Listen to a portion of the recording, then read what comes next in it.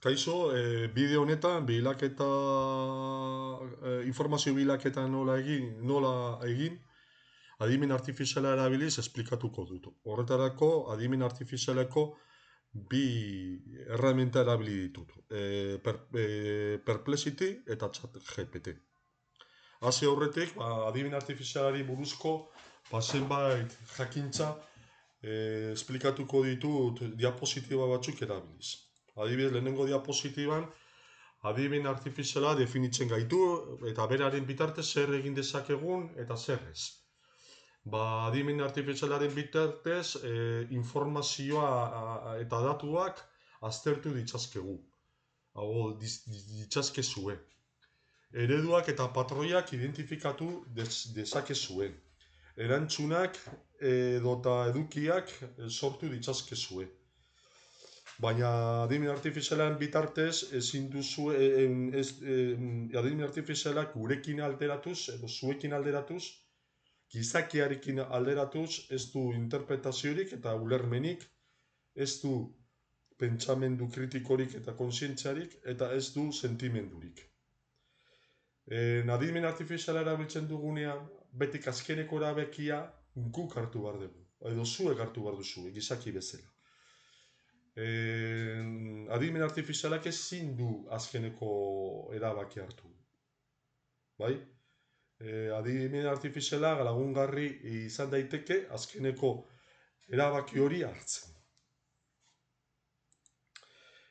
Adimen artifiziala, bigarren diapositiba, adimen artifizialaren bitartez, zer egin dezakegun, informazioa eta datuak kudeatu ditzazkegu. Datuak, lehen esan dudan bezala, datuak aztertu ditzazke. Bai? Aztertu eta antolatu ditzazke.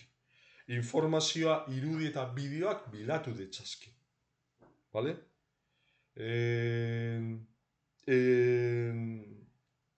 Ideiak landu eta garatzeko ere balio du. Bale? Testuak eta irudiak eta bideoak sortzeko ere balio dute. Bale? Eta hizkuntza ezberdine, informazioa hizkuntza batetik beste batetara itzultzeko ere balio du. Bale? Eta baita ere balio du arazoak ebazteko. Lagungarri izan daiteke. Arazo bat konpondu nahi dugunean laguntzen digu. Eta azkenik, zergatik komunikatu adimen artifizialeko teknologia modu eraginkorrean, beharrak ondo identifikatu eta interpretazio okerrak saihesteko, emaitzak pertsonalizatzeko, emaitzen kalitatea hobetzeko, denbora optimizatzeko. Prontean idazten dugunean nolako izan behar gera? Argi izan behar zerete, espezifikoa izan behar zerate, laburrak izan behar zerate, testu ingurua izan behar duzue, gako hitzak erabili behar dituzue, sormena erabili behar duzue, eta abar. Informazio bidatzerakoan honako lau pauso hauek jarraitu behar dituzue. Rol bat hartu behar duzue. Hau da, zein zareten adierazi behar duzue. Zuen kasuan, ikaslea bat eta zein zikloko ikasleak zareten espezifikatu behar duzue rol bat hartzeko. Gero, burutu beharreko ekintza eta sortu beharreko edukia zehaztu behar duzue. Testu ingurua deskribatu behar duzue. Ze testu inguruan nahi duzue erabili informazio hori. Eta eskatutako emaitzaren mugak eta baldintzak definitu behar duzue. Horrela konkretatzen duzue, bilatu nahi duzuen informazioa. Eta irudiak bilatzerakoan adimen artifizialaren bitartez, honako lau pauso jarraitu behar duzue. Irudi mota zehaztu behar duzue, irudian gaia definitu behar duzue, irudiaren elementu nagusiak deskribatu behar duzue, eta irudiaren doikuntza tekniko espezifikoak zehaztu behar duzue. Lehen esan dudan bezala, bi erraminta erabiliko ditut, bata ChatGPT,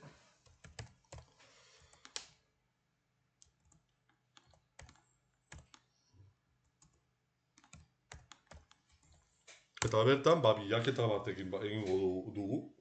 Zuek ikasle bezala, frontean, adibidez, jarriko duzue kaixo, gustatuko litzaidake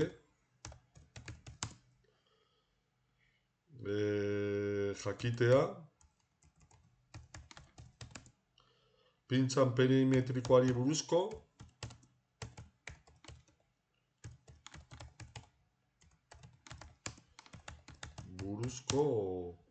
informazioa.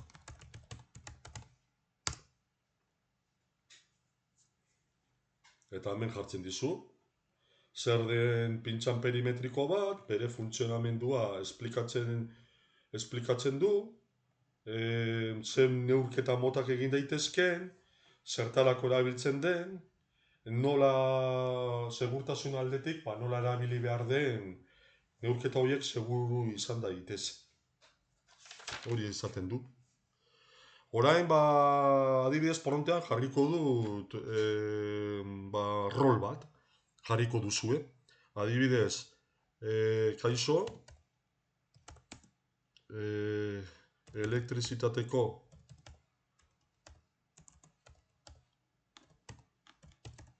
ikaslea naiz, jarriko zenukete. Ikaslea naiz, erdi mailako zikloko.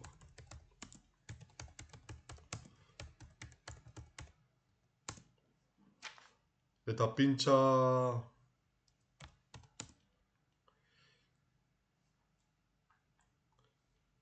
eta nahiko nuke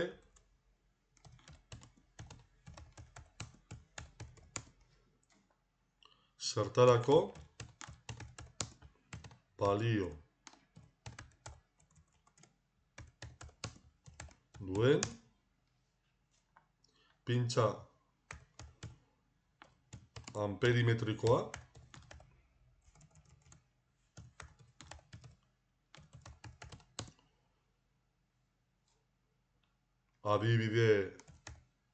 adibideak jarriaz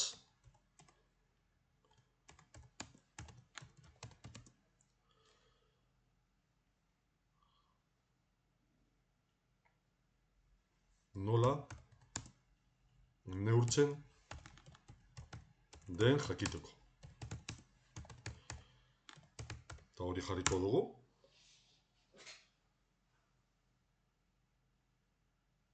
Eta hemen pixka bat, pixka konkretoa jartzen zaizu. Zertarako balio duen pintxan perimetrikoa. Eta pausuz pausu nola neurtzen den. Nola egin neurketa.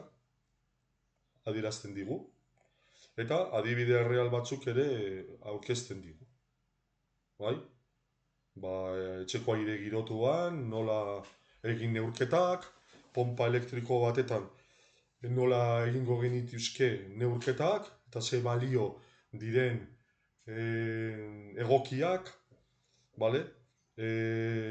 korronte ihesaldi bat nola detektatu pintxan perimetriko baten bitartez. Beraz, zenbait aplikazio erakusten dizue. Orain perplexity erabiliko dut, eta pixka bat berdina erabiliko dut, egingo dut. Hasiera bat eta pixka bat frontean gauz orokor bat jarriko dut. Kaixo, gustatuko litzaidake pintxan perimetrikoari buruzko informazio.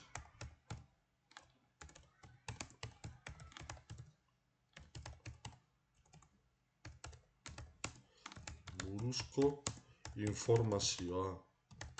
Eta jarriko zenukete bazuen rola. Elektrizitateko erdi mailako ikaslea naiz. Adibidez. Eta ikusten denez, hemen zenbait irudi eskaintzen digu, bale? Ikusten denez, informazio ematen digu, zer den eta zertarako balio duen, eta kasu bakoitzean, ikusteko iturria ematen digu. Eta iturrian, ikusten den jarritako informazioa erreala den, konprobatu dezakegu. Nola funtzionatzen duen,